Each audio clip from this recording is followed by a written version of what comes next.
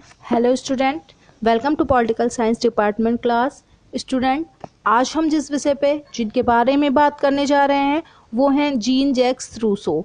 आज हम इनके बारे में विस्तार से आपको बताएंगे। अधिक से अधिक प्रश्नों के उत्तर आपको इसमें से मिल सके, इसलिए हम महत्वपूर्ण तथ्यों को लेके आए हैं। स्टूडेंट, हमारा ये चैनल आपकी सहायता के लिए, इसलिए आप ज़्यादा से ज़्यादा इसे अपने मित्रों के साथ शेयर करें, चैनल को सब्सक्राइब करें और वीडियो को लाइक करते रहें। प्रश्न के लिए कमेंट करें। स्टूडेंट, अब हम इस शुरुआत करने जा रहे हैं जीन जैक्स रूसो। स्टूडेंट, फ्रांसीसी राजनीतिक विचारक, संविदावादी, उदारवादी और आदर्शवादी दार्शनिक जीन जैक्स रूसो ने टॉमस हॉब्स और जॉन लॉक के समान राज्य उत्पत्ति के दैवीय सिद्धांत का खंडन करते हुए भी इन राजनीतिक विचारकों से अलग राज्य उत्पत्ति के संविदावादी सिद्धांत का प्रतिपादन किया है। रूसो के द्वारा प्रतिपादित संविदावाद आदर्शवादी होकर भी सामान्य इच्छा की अवधारणा के संदर्भ में लोकतांत्रिक है। इसी विचारक के विचार में लोकतंत्र का बीज प्रस्फुटित होता है। स्टूडेंट, ये आपका एक प्रश्न बन रहा है कि इनके माध्यम से लोकतंत्र का बीज प्रस्फुटित हुआ। सामाजिक समझौता सिद्धांत के प्रवर्तकों हॉब्स तथा लॉक के साथ जीन जैक्स रूसो का नाम भी जुड़ा हुआ है, लेकिन रूसो का दर्शन हॉब्स और लॉक के एकदम भिन्न है। जहां हॉब्स राज्य के निरंकुशतावादी स्वरूप का प्रतिपादन करता है और लॉक सीमित संप्रभुता के सिद्धांत का उद्घाटन करता है। देखिए, आपके प्रश्न बनते जा रहे हैं, इसको आप ध्यान से सुनिएगा। वहां रूसो का नाम लोकतंत्रवादी चिंतन के साथ जुड़ जाता है। उनके विचारों का ही प्रभाव था कि फ्रांस में क्रांतिकारियों को प्रेरणा मिली और फ्रांस क्रांति के साथ रूसो का नाम भी अविच्छिन्न रूप से जुड़ जाता है। स्टूडेंट, अब मैं आपको रूसो के विषय में सामान्य परिचय के बारे में आपको उनके विषय में बताने जा रही हूँ। आप इसको ध्यान से सुनिएगा। रूसो का जन्म 28 जून को 1712 को जेनेवा में हुआ था। उनके जन्म के साथ ही उनकी माता का निधन हो गया था। इसलिए रूसो लिखता है कि मेरा जन्म प्रथम दुर्घटना थी और पिता आवारा और व्यभिचारी था। जब रूसो 10 वर्ष का था तभी उसका पिता उसे छोड़कर फ्रांस चला गया, क्योंकि रूसो के पिता का पर अपराध का मुकदमा चल रहा था। उसके चाचा ने उसे कार्य पर लगाया हुआ था, परंतु रूसो का मालिक उसे निर्दयता पूर्वक पीटता था। इसलिए वो जिनेवा छोड़कर फ्रांस चला गया। फ्रांस में वह आवारागर्दी और चोरी आदि करने लगा। इन दिनों रूसो एक कैथोलिक पादरी के संपर्क में आ गया, जिसने उसके शिक्षा की व्यवस्था की। 1750 में रूसो के जीवन में एक ऐसी घटना जिसने रूसो के जीवन को क्रांतिकारी मोड़ दिया। इस वर्ष द जोन एकेडमी के निबंध प्रतियोगिता में रूसो को प्रथम स्थान प्राप्त हुआ। इस निबंध का विषय था कला तथा विज्ञान ने मानव विकास में योगदान दिया अथवा उसका पतन किया। स्टूडेंट, ये प्रश्न आपके पूछे जाते हैं कि जो निबंध उन्होंने लिखा था उसका विषय क्या था, तो आप बता सकते हैं कि कला तथा विज्ञान ने मानव विकास में योगदान दिया अथवा उसका पतन किया। रूसो ने दूसरी निबंध प्रतियोगिता में भी भाग लिया, परंतु उसके पूंजीवादी विरोधी होने के कारण उसे पुरस्कार नहीं मिल सका। उसके बाद रूसो ने अनेक ग्रंथ लिखे। उसके क्रांतिकारी विचारों से शासकगण उत्तेजित होकर और विक्षुब्ध हो उठे। इमाइल में व्यक्ति विचारों से पादरी लोग उससे नाराज हो गए। फ्रेंच सरकार ने भी उसकी गिरफ्तारी का आदेश दे दिया। स्टूडेंट, 1778 में 66 वर्ष की आयु में रूसो का निधन हो गया। स्टूडेंट, सामान्य परिचय के बाद अब मैं आपको उनकी रचनाओं के बारे में बताने जा रही हूँ और थोड़ा थोड़ा ये भी बताऊंगी कि उन रचनाओं में उन्होंने किस चीज़ की व्याख्या की है। तो उनकी एक पुस्तक थी discourses on the moral effects of the arts and science, जो सन 1751 में आई थी। स्टूडेंट, रूसो ने इस रचना में कला और विज्ञान को व्यक्ति के नैतिक पतन के लिए उत्तरदायी माना है। उसका कहना है कि मनुष्य का नैतिक पतन उसी रूप में हुआ है जिस रूप में विज्ञान और कला ने प्रगति की है। उसकी एक बुक थी discourses on the origin of inequality, जो 1755 में आई। स्टूडेंट, रूसो ने इस रचना में मानव असमानता के उत्तरदायी तत्वों को रेखांकित करने का प्रयास किया है। उनकी एक पुस्तक थी an introduction to political economy, जो 1758 में आई। रूसो ने अपने इस ग्रंथ में आदर्श राज्य के सिद्धांतों का वर्णन किया है। और उनकी बुक थी इकोनॉमिक पॉलिटिक 1755 में। उनकी एक बुक थी सोशल कॉन्ट्रैक्ट, जो 1762 में आई थी। यह रूसो की सर्वाधिक महत्वपूर्ण राजनीतिक रचना है। इसी में रूसो ने अपने राजनीतिक सिद्धांतों का प्रतिपादन किया। इस ग्रंथ की शुरुआत रूसो अपने इस महत्वपूर्ण वाक्य से करता है: मनुष्य स्वतंत्र रूप में जन्म लेता है, परंतु सभी जगह विभिन्न बंधनों से जकड़े रहता है। उसकी एक बुक आई इमाइल, जो 1762 में थी। इसमें रूसो ने अपने शिक्षा संबंधी विचारों को लिपिबद्ध किया है।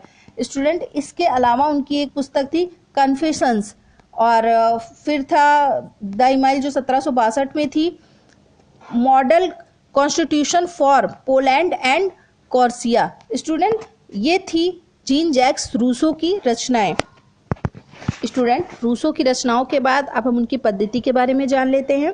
रूसो की पद्धति पर अनेक प्रभाव दृष्टिगोचर होते हैं। उनकी पद्धति पर यूनानी और रोमन साहित्य और कॉल्विन के धार्मिक विचारों का पर्याप्त प्रभाव है। यहाँ बोंदा, ग्रोसियस, लॉक, मॉन्टेस्क्यू और वॉल्टेयर से भी प्रभावित है। मैकियावेली के समान रूसो ये कहता है कि मानव इतिहास मानव जाति के पतन की कहानी है। यूनानी दार्शनिकों के प्रभाव के कारण ये स्वीकार करता है कि मनुष्य सामाजिक प्राणी है। नगर राज के प्रभाव के कारण वह प्रत्यक्ष प्रजातांत्रिक शासन पद्धति का पोषक है। उस पर मध्य युग का भी कुछ प्रभाव पड़ा है। स्टूडेंट, रूसो की पद्धति बहुत कुछ हॉब्स की पद्धति से मिलती जुलती है। हॉब्स के समान उसने भी मनोवैज्ञानिक विश्लेषणात्मक पद्धति को अपनाया है और इतिहास को आधार बनाकर अनुभवात्मक पद्धति का अनुसरण किया है। रूसो की पद्धति के संबंध में मैक्सी जैसे एक विद्वान के कथन का उल्लेख किया जा सकता है। रूसो की पद्धति गूढ़ चिंतन की पद्धति है और वह तथ्यों का प्रयोग केवल अपनी सैद्धांतिक पूर्व धारणाओं की पुष्टि करने के लिए करता है। स्टूडेंट, रूसो की पद्धति जानने के बाद अब हम आपको बताने जा रहे हैं रूसो की प्रभुसत्ता संबंधी धारणा।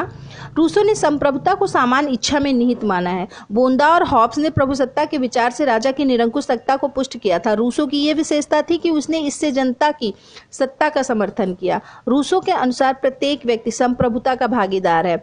संप्रभुता संपूर्ण समाज में निहित है, वो सर्वोच्च शक्ति है, उसके विरुद्ध किसी को भी विद्रोह करने का अधिकार नहीं है। स्टूडेंट, रूसो जनता की सत्ता का प्रतिपादन करके लोकप्रिय संप्रभुता के सिद्धांत का प्रतिपादन किया।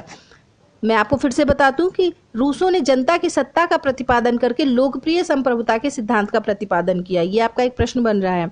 रूसो की प्रभुसत्ता की जो विशेषताएं हैं वो है कि पहली विशेषता ये कि वो अविच्छेद्यता है। सामान्य इच्छा के रूप में ये जनता में रहती है या कभी उससे पृथक नहीं हो सकती। दूसरी विशेषता ये कि इसका प्रतिनिधित्व ना हो सकना है या जनता में सामूहिक रूप से निवास करती है। कोई भी व्यक्ति इसका समूचे रूप में कभी प्रतिनिधित्व नहीं कर सकता। और तीसरी विशेषता यह है कि इसका असीम और अमर्यादित होना है, यानी कि इस पर किसी प्रकार के प्रतिबंध नहीं लगाए जा सकते। और अगली विशेषता यह है कि इसका सब कानूनों का मूल स्रोत होना है, यानी कि राज्य के सब कानून इससे ही उत्पन्न होते हैं।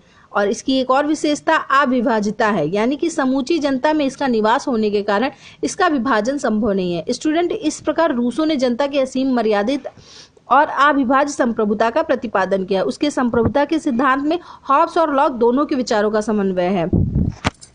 स्टूडेंट, इसी के अंतर्गत अब मैं आपको रूसो के लोकप्रिय प्रभुसत्ता के विषय में बताने जा रही हूँ। रूसो का लोकप्रिय प्रभुसत्ता। रूसो ने लोकप्रिय प्रभुसत्ता की धारणा में विश्वास किया, जिसके विषय में गैटिल कहता है कि रूसो का विश्वास है कि प्रभुसत्ता सदैव संपूर्ण जनता में निहित रहती है। स्टूडेंट, हॉब्स और लॉक के प्रभुसत्ता संबंधी धारणा के विपरीत रूसो की संप्रभुता संबंधी धारणा है।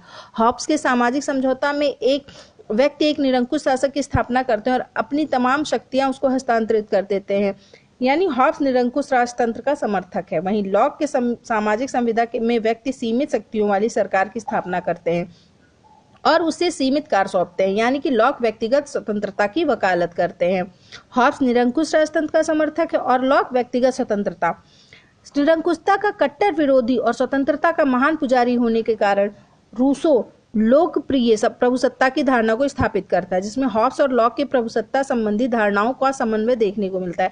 रूसो प्रभुसत्ता या प्रभुसत्ता को सामान्य इच्छा से जोड़ते हुए जनता के हवाले प्रभुसत्ता को कर देता है, परंतु साथ ही साथ उसके सिद्धांत में अद्वैय, असीम, अविभाजितता जैसे विशेषण भी हैं, जैसे कि हॉब्स और लॉक ने भी माना है।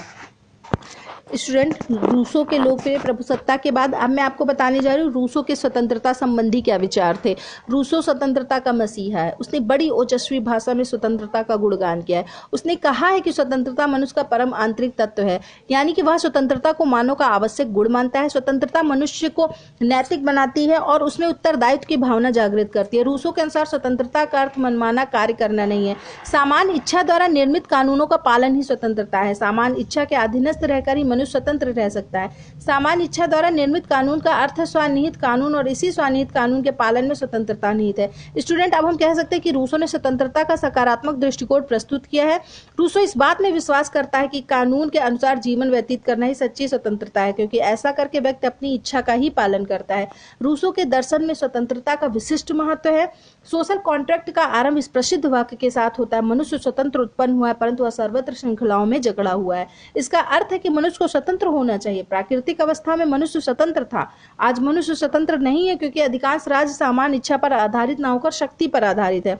स्वतंत्रता का उपासक होने के कारण रूसो ने दास प्रथा की भी आलोचना की और स्वतंत्र राष्ट्रों को यह संदेश दिया कि स्वतंत्रता प्राप्त की जा सकती है, पर दोबारा हस्तगत कभी नहीं की जा सकती। स्वतंत्रता का पुजारी होने के कारण ही उसने प्रत्यक्ष प्रजातंत्र का समर्थन किया। रूसो के अभिमत में जैसे ही कोई राष्ट्र अपने प्रतिनिधियों को नियुक्त करता है या अपनी स्वतंत्रता खो देता है, स्वतंत्रता के रक्षा के लिए ही उसने सत्ता पर बल दिया है। स्टूडेंट, अब मैं आपको रूसो के कानून संबंधी विचार के विषय में थोड़ी सी बात बताने जा रही हूँ। स्टूडेंट, समय कम होने की वजह से मैं इसको बहुत ही ऐसे तथ्यों को आपके सामने रख रही हूँ जिसमें से आपको समझ में आएगा और आपको उसमें से प्रश्न भी मिलेंगे। इसलिए आप ये नहीं सोचिएगा कि कंटेंट कम है, कंटेंट कम नहीं है। आपका मटेरियल जो मैं आपको यहाँ पे दे रही हूँ वो कम नहीं है, ये आपका महत्वपूर्ण तथ्य जिसमें से प्रश्न बनते हैं। विस्तार तो इसमें बहुत है, बहुत ही बड़ा, अगर हम इसको डिटेल में पढ़ेंगे। लेकिन आपको क्या है, आपको सिर्फ ये चीज़ देखनी कि प्रश्न कैसे होता है। और दूसरी चीज़, आप ये चीज़ भी जान लीजिए कि हम इसको जानते हैं, लेकिन प्रश्न, हमारा जो नेट है, हमारे जो प्रतियोगी परीक्षाओं में जो प्रश्न आते हैं वो डायरेक्ट इस तरह से नहीं पूछे जाते हैं। इसलिए आपको बस केवल क्या है, कॉन्सेप्ट समझना है कि ये चीज़ है क्या। उसके बाद प्रश्न जब आपके सामने आएगा, अगर आप इसको समझ जाएंगे तो प्रश्न का उत्तर आप बहुत ही आसानी से दे लेंगे। इसलिए पहले आपको कॉन्सेप्ट क्लियर होना चाहिए। चलिए, तो मैं अब आपको बताने जा रही हूँ रूसो के कानूनी संबंधी विचार। रूसो के अनुसार संप्रभु कानून का निर्माता है। रूसो के अनुसार संप्रभुता सामान्य इच्छा में निहित है, इसलिए सामान्य इच्छा ही कानून का स्रोत है। रूसो कानून को सामान्य इच्छा की अभिव्यक्ति मानता है। वो कहता है कि एक कानून संपूर्ण जनता के लिए प्रस्ताव है जिसका संबंध ऐसे विषयों से होता है जिनका संबंध सबसे होता है। इस तरह रूसो के अनुसार कानून के लिए दो बातें आवश्यक है। पहली बात कि कानून सामान्य हित से संबंधित होना चाहिए, और दूसरी बात कि उसका स्रोत संपूर्ण जनता होनी चाहिए। रूसो ने कानून के चार प्रकार बताए हैं। पहला संवैधानिक कानून, दूसरा दीवानी कानून, तीसरा फौजदारी कानून और चौथा परंपरागत कानून। संवैधानिक कानून वे कानून होते हैं जो संप्रभु और राज्य के साथ साथ संबंधों का निर्धारण करते हैं। नागरिकों के पारस्परिक संबंधों को नियंत्रित करने वाले कानून दीवानी कानून कहे जाते हैं। स्टूडेंट, जो कानून आदेशों उल्लंघन के लिए दंड की व्यवस्था करते हैं वो फौजदारी कानून है। और रूसो ने परंपरागत कानून उन कानूनों को कहा जो प्रथा या परंपरा के रूप में मनुष्यों के आचार विचार को प्रभावित करते हैं। रूसो ने कानून निर्माण के लिए विधि निर्माता की आवश्यकता प्रतिपादित की है। कानून निर्माण की प्रक्रिया बड़ी जटिल होती है और साधारण जनता इतनी प्रबुद्ध नहीं होती कि वो कानून बना सके, और इसलिए कानून निर्माण की प्रक्रिया में मार्गदर्शन करने के लिए एक विधि निर्माता की आवश्यकता होती है। विधि निर्माता में असाधारण प्रतिभा होती है जिससे वह विधि निर्माण में जनता का मार्ग प्रशस्त कर सकता है। रूसो के अनुसार कानून का सभी व्यक्तियों द्वारा पालन किया जाना चाहिए क्योंकि वो हमारे आंतरिक संकल्प की अभिव्यक्ति करता है। स्वतंत्रता और कानून की आज्ञाकारिता में कोई विरोध नहीं है। इस ओर संकेत करते हुए वो कहता है कि सच्ची स्वतंत्रता उन कानूनों का पालन करने में है जिन्हें हम स्वयं अपने लिए निर्धारित करते हैं।